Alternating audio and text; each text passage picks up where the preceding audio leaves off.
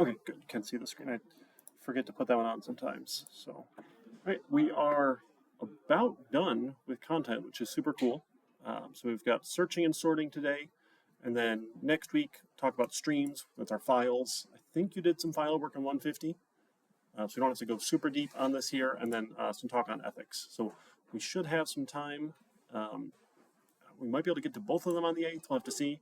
But lots of time for group project work, final project work afterwards. Again, ideally you partner up. If not, it's not the end of the world. We don't require it for this class. You'll get to plenty of group projects coming up. Don't worry. I promise they're more fun than they sound. I know they sound terrible, but it really is better to work with people and then not be lonely.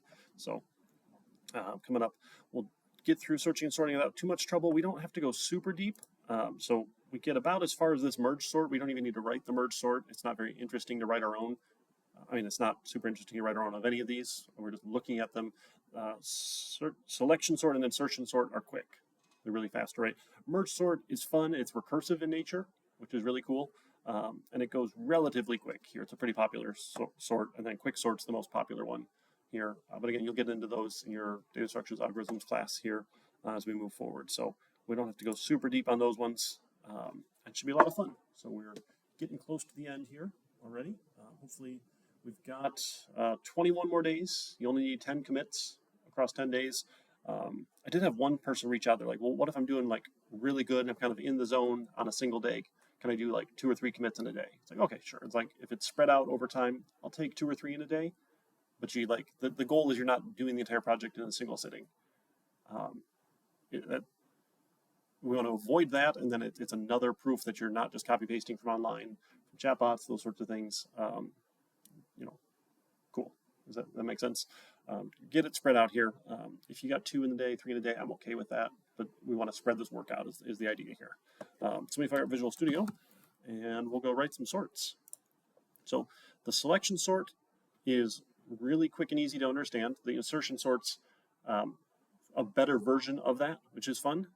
And then the merge sorting, and we'll just look at real quick, takes that to the next level with this recursive nature, which is really fun. Let's do, this is week 13 sorting project.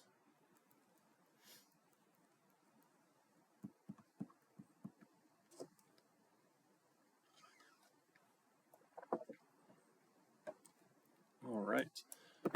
So our sorts then should take some list or vector or array.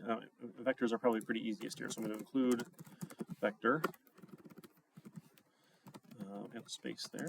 There we go. And we'll use our namespace standard so we can get rid of this nonsense. See out. So we want to write. Oh, I fixed the. Wow, what was it we were doing on Tuesday?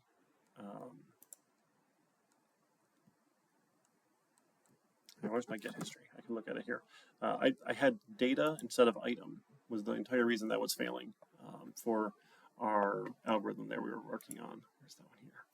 I was really embarrassed once I found it. Let's see, where is it here? Fixed. Our queue, that's what it was, our queue. In here I said, hey, this should be a data. We didn't have data, it was item that we were using. So one little change here, because that function took an item, didn't have a data. So that's why I was upset with me, because I called it the wrong thing.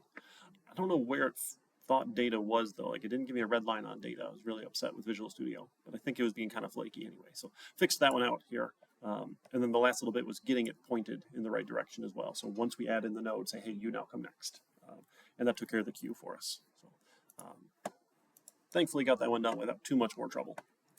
All right, so our function here then is a void. This is a template function of type name t here, because I don't care what the type is here. Any type that you can say, is this less than or greater than? It's fantastic. You can sort, right? So this is going to be a void selection sort given a vector of type t,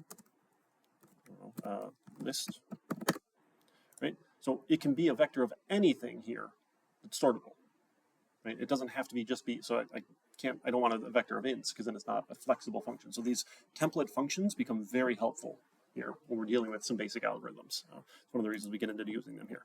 So the deal with the selection sort, let me grab my snip tool here. We'll kind of draw a picture of it first. Is we're going to go through and select the smallest item, and then the next smallest item, and then the next smallest item, and the next smallest item, and the next smallest item, all the way on down. So just shout out like 5 numbers or so for me here. We'll do it by hand, and not in order. 7? 21? All right, how about a small one next? 3? Another number? 52, and then somewhere in the middle here. 32. Cool. So what we're going to do is we're building out the sorted portion here. So we're going to start at the beginning here and find the smallest number and put it here.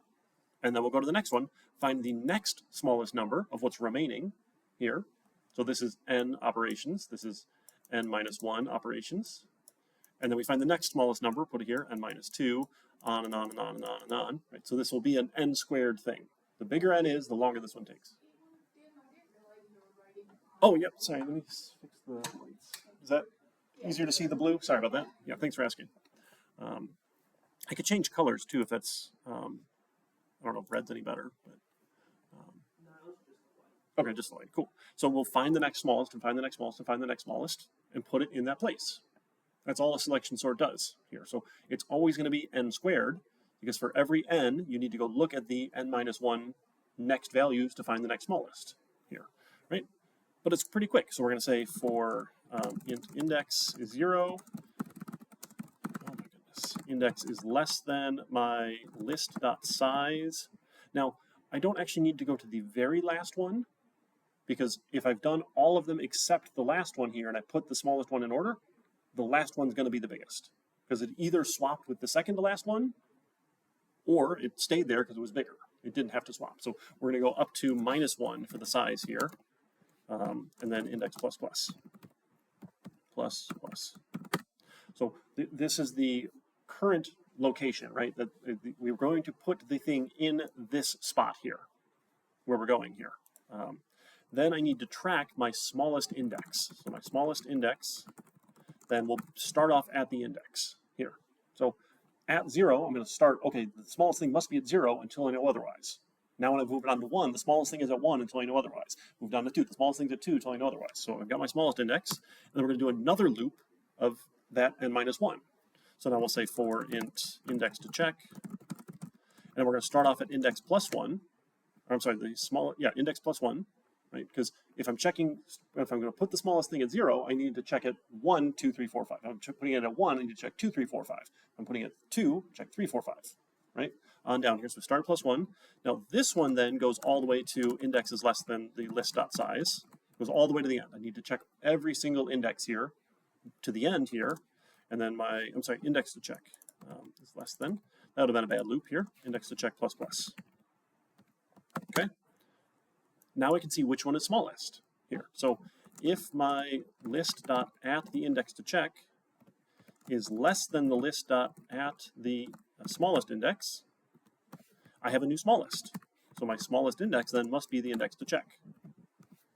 If it's not, nothing else happens, right? So I check every next value, plus 1, plus 2, plus 3, plus 4, all the way down to the end to find the value of the smallest value's index, because that's what I need the index numbers to swap here, right? After I've done that, I know which index is the smallest item here, and I'm going to swap, right? So I'm going to say, okay, I have a t temp is my list.at the index, right? This is where I'm about to put the smallest thing, so hold on to that, right? Then go take my list at the index and put the smallest thing there, list.at the smallest index. Then take the list at the smallest index and put the temp thing that I just held on to for a second. So just swap, right? So in this case, hey, find the smallest thing starting with 7. Well, 7 must be the smallest until I find another smaller. So smallest index is 0. Is 21 less than 7? No. Is 3 less than 7? Yes. Okay, so the smallest index is now 2. Still at index 0, smallest index is 2. Is 52 less? No. Is 32 less? No. So the smallest index is 2, so I'm going to swap 0 and 2. So swap these two here, right? So now this becomes the 3, this becomes the 7. Now we move on. Now starting at 1, go find the smallest index. Well, it's 21 until I know otherwise. Oh, 7's less, right? And move on until we do our swaps here. So we just keep on going all the way up to the very second to last one here, because I'm either going to swap the second to last one or not, and then I'm done. I've now sorted this list here. But this is slow here, right? This is a O of n squared operation, always. Right? Best, worst, average case, it's always n squared, because I have to look at n things n minus one time, right? On down. For every n, look at n minus one things. So it's always slow, but it works out pretty quick. So we can make a vector here, so some numbers, or vector of int here for numbers is a vector, or I can just do this, right? We had 7, 21, 3, 7, 21, 3, 55, and 32, or something like that, right? And then we want to call our sort, so we'll call our selection sort, given numbers, oh, that should have an S there, right? Numbers here, that will sort the vector in place. Now this is memory efficient, because I don't ever need to hold on to more than just 2 other of those things at a time here. I could have 10 million items, and I'm still only going to use 10 million plus 2 amount of memory, right? You gave me the vector here. You can even give me, we can say this is the reference to a vector, right? Make this really nice here. Tell me where the vector is in memory. So we're working on an existing vector. It's not using any additional memory to sort here. But performance-wise, time complexity, it's very slow here. But memory complexity, great, right? We didn't have to do anything extra, right? So we should be able to sort it here, and then for int number in numbers, see out the number, and an end line here. So it should give us the sorted order if we did it right here. I'll be impressed if it works on the first try, because that never happens for me. It's thinking. 3, 7, 20. It worked on the first try. That's impressive. All right, cool. And you guys are watching out for me to do dumb things, right? You have to catch me when I do the dumb things. All right, so that's our selection sort. So it turns out we can do better than this here with an insertion sort. So insertion sort works similarly here, but slightly different. So the premise with an insertion sort is we're going to insert things into the sorted order. Which I know it doesn't sound a whole lot different, but what it does is it starts at the beginning and says, okay, the first thing must be sorted here. Because there's only one thing. It's obviously sorted if you just have one thing, right? Then what it does is it looks at the next item to increase the size of the sorted portion and says, are you in sorted order already?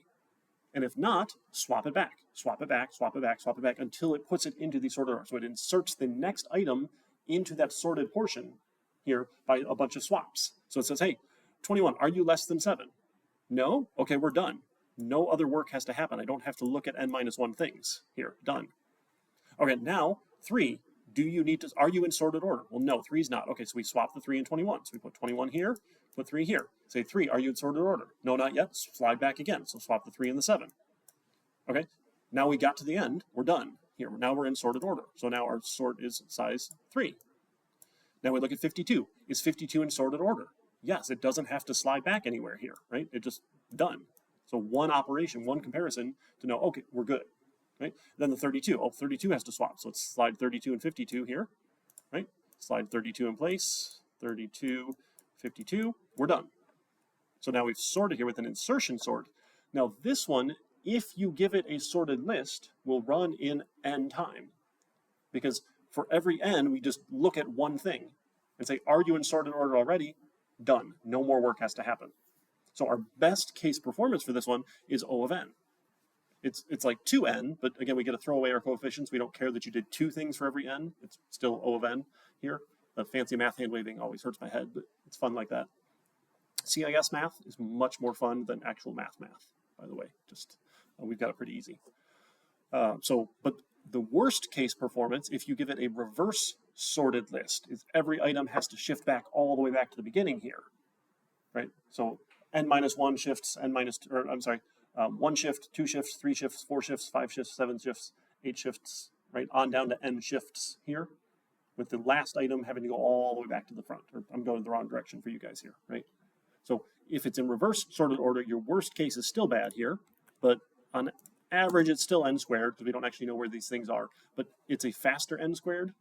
Doesn't really matter a whole lot here, but so worst case is O of n squared here for a reverse sorted list here, our average case is still O of n squared because we just don't know what these things are going to look like. So, you know, the average of best and worst here when we average those out here.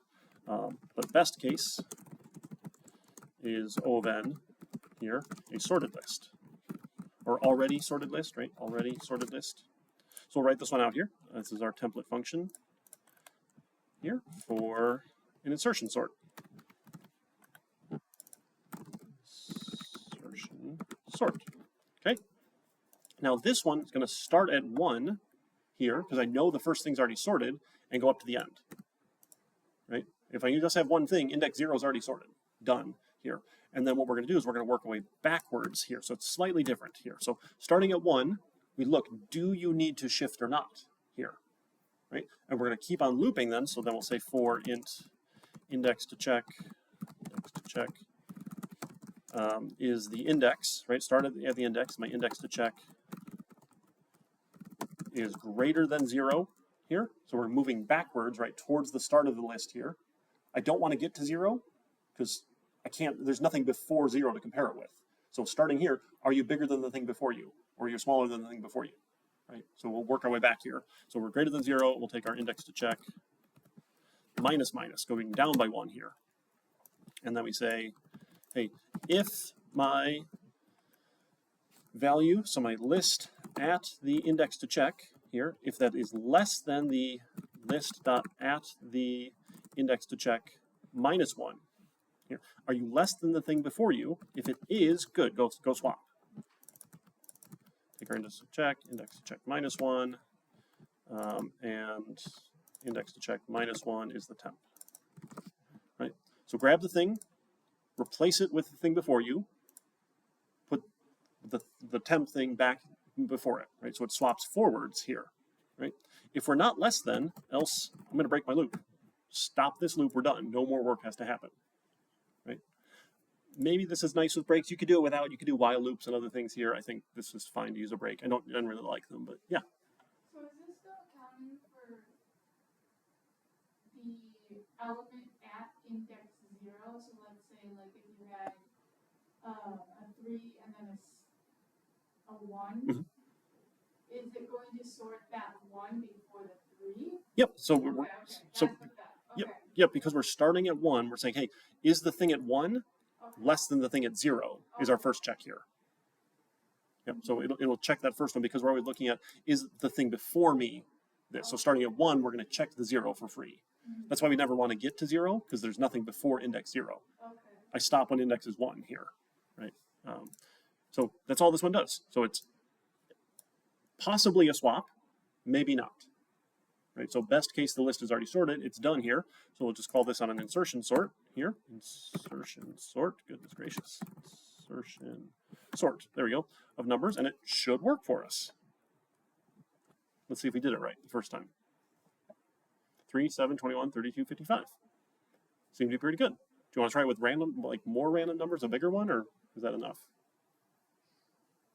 All right, let's do some random numbers here. So we'll make a random number vector. So vector of int here for random numbers equals a vector of int. Or we can just say vector, right? And we should size it, right? Say that's the size 100 here. And then for int random number is 0, random number is less than 100. Is 100 okay? Random number plus plus. Let's go import random or include random. Let's take our random numbers. Oops. Oh, that should be index then, right? Index, index, index. Take random numbers at the index and assign it rand. Here's a random value. Right? And then we'll go call sort and print it out. See if we can sort a bunch of random numbers here. Oh, I did it the wrong one here. This needs to be random numbers. There we go. Actually loop through the random numbers. Try that.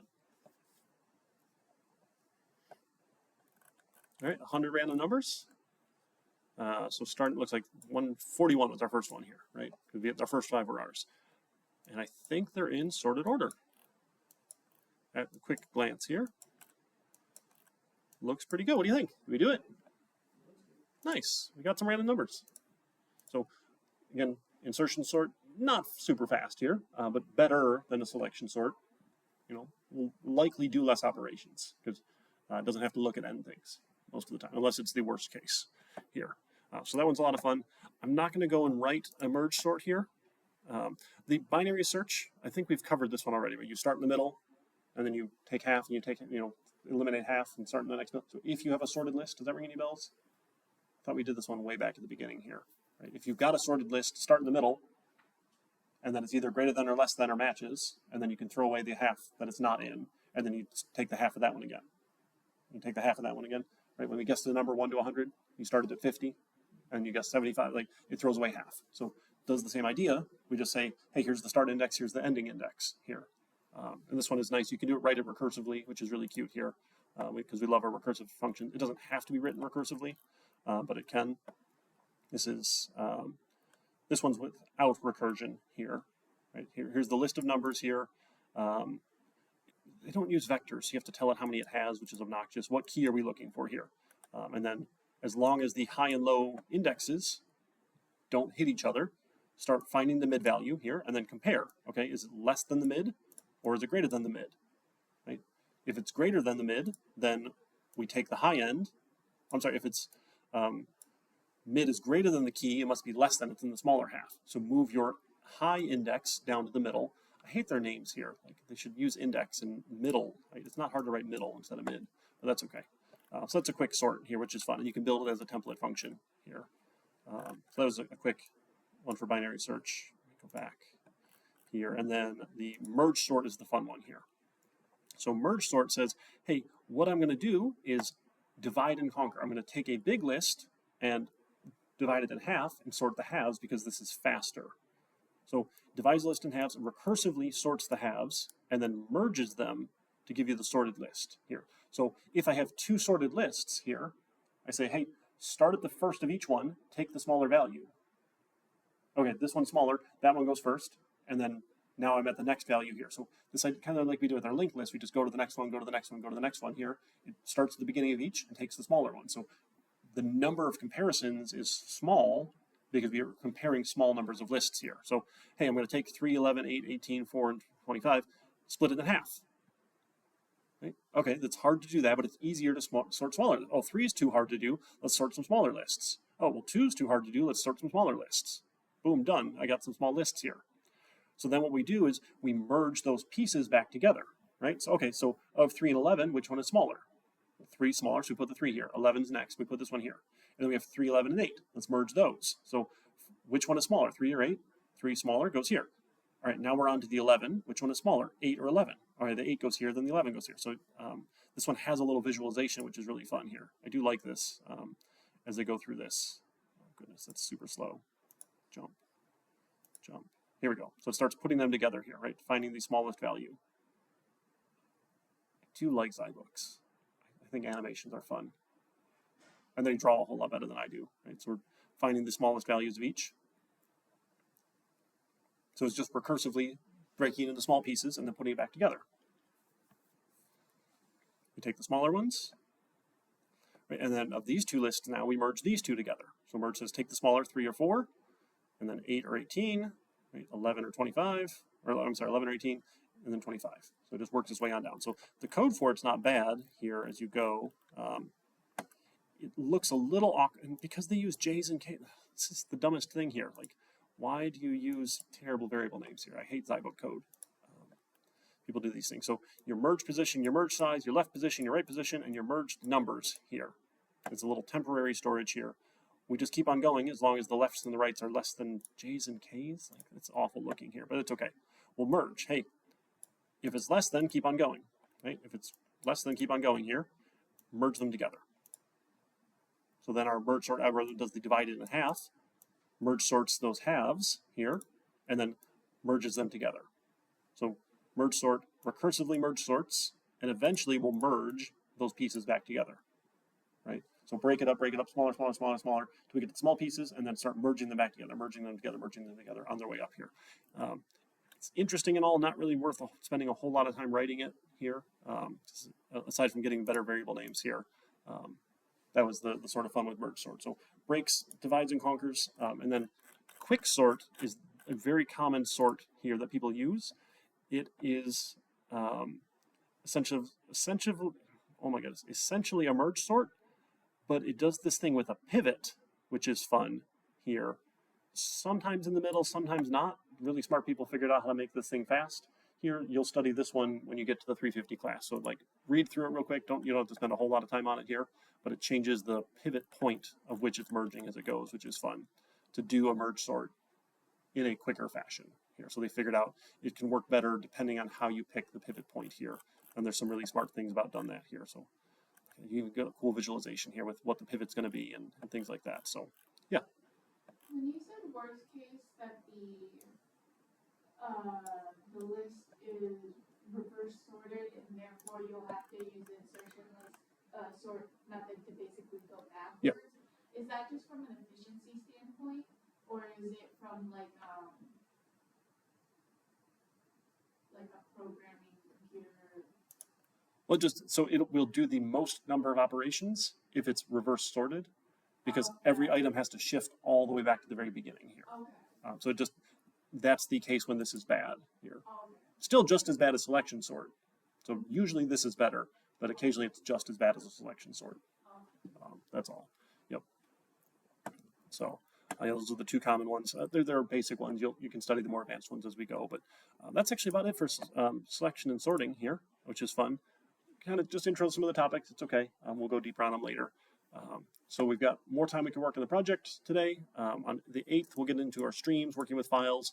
Again, a lot of review from what you did in 150. But we'll kind of hit it again. It's good to see these topics come back again here. Files are fantastic. We love working with local files and storing something somewhere. We don't get into databases for quite a while, but eventually databases will take over for a lot of that stuff too. And then maybe we can get to ethics. We'll probably do a lab on files on the 8th, and we'll do our lab on ethics on the 15th. The ethics lab will be short. Don't worry too much about it. So most of the time you'll have for your final project, group project time if you want, and then all of the lecture time on the 15th and 17th we'll have for working on the project. So I can get you unstuck if you're stuck somewhere, work with your partner because they should be able to show up, that sort of thing here, or take the time to work wherever you like to work. Should be fun. And then on the 24th, we're presenting here. So the idea is you'll run your code, either plug in your laptop or I can download your code and run it myself, clone the repository on my laptop. You'll play the game, like part 2 says. Just play a couple hands. Show us that you can hit, show us that you can stand, that you win, that you lose, those sorts of things here. And then you'll do part 3 and show us your results. What does it look like when you show your results table here? Do we see that you never draw until you get to 17? That's again, a pretty quick check to see if this is working for you, because the dealer never stops below 17, right? Those sorts of things. Do you win do you never lose when you get to 21, right? If your starting hand is 21, you never lose, right? For standing, those sorts of things. So there's a couple obvious numbers you can see to know if your results are working well or not for you there with that result set. We've got a bunch of groups or a bunch of people. It goes faster if people pair up here. That's another reason I like pairs too. But it's maybe 5 minutes. You play a couple hands, show the result table. If you like to talk a lot, it takes you 10. After that, I cut you off because we just don't have time for everybody. But we do that one 3 p.m. on the 24th. So we've got 21 days now, right? 3 weeks from today. We get together. We need at least 10 commits. Again, showing some incremental progress. If you get 2 or 3 in a day because you spent a whole long day, cool. But don't try and knock the entire project out in a day. It's just not good practice here. And then again, it helps me make sure you didn't just copy paste code from ChatGPT. And again, I'm not stupid. Like you've seen when I write code here in my GitHub history, things do change, right? You'll see, hey, sometimes it's all green stuff here, but hey, I had to go fix these things. This line changed here. This line was added. I should see this in your history, right? As you're working through it didn't work here, I have to go change it here. If your entire history is only ever green like this, and the files only ever get added new, or you only ever add to them, it's generally pretty obvious that you just copy pasted stuff, right? Because I can't write code all the time that's perfect. I would wager a lot of money that you can't either. Just if that's probably pretty fair. And then do take a second to evaluate yourself, even if you're just working by yourself. I think it's a good chance just to look and take a little stock here. But this is more important if you work with a partner here for your group eval. Rate yourself across a couple of these pieces here. Oh my goodness, if this loads. Why is it so slow? There it goes. Quality work, problem solving skills, teamwork, initiative, communication, time management. Obviously, communication is not very interesting if it's just yourself here. And be okay with average. Average is fine. Right? You're all math people. We know bell curves. Most people, skills-wise, are within one standard deviation of the mean here. That's okay, and you're still college students, right? If you were exceptional, you probably didn't even have to go here, right? You probably didn't need to go to school. You could just go do stuff, that sort of thing. So it's okay to be average. Don't feel bad rating someone average. Don't feel bad if you get an average score. It's perfectly fine. When I do groups of 4 for my other classes and everyone is exceptional, I'm like, someone's lying to me here, right? You don't have 4 people all completely exceptional across the board of all of these things here. Someone isn't perfect.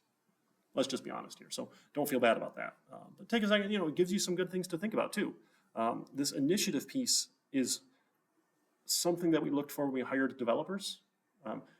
Are you able to take some initiative, or you just get the kind of person that sits there and oh, they told me to do this, I'll do that, and then I'll just sit and wait for them to tell me to do more things, right? Being able to take some initiative, take responsibilities, learn things. Hey, I don't really know how this one, I'm going to go figure some idea. Looks for ideas, right? Follows through. That sort of stuff will make you stand out as a new developer. Being able to show some, hey, I took some initiative, and when we talk about our projects and things, and you'll build out an interesting portfolio. I think we talked about our senior design class is really cool. I think that's one of the coolest things we do. Be able to do that 2-semester long, 1,000-hour project or whatever it works out to be here. That's really cool to be able to talk about. So those sorts of things. So this is just a chance to take stock of where you are for some of these things here. Think about that one here. Not required for individuals. For partners, please fill that out here. But I think that's about all I got today. So when we come back Tuesday, we'll do streams and ethics. We might not get to ethics. That might be Thursday, the following Thursday. We'll get to streams. We'll do our lab on streams and files. We should be able to have some fun. Okay? Cool. Thanks so much. I will see you around.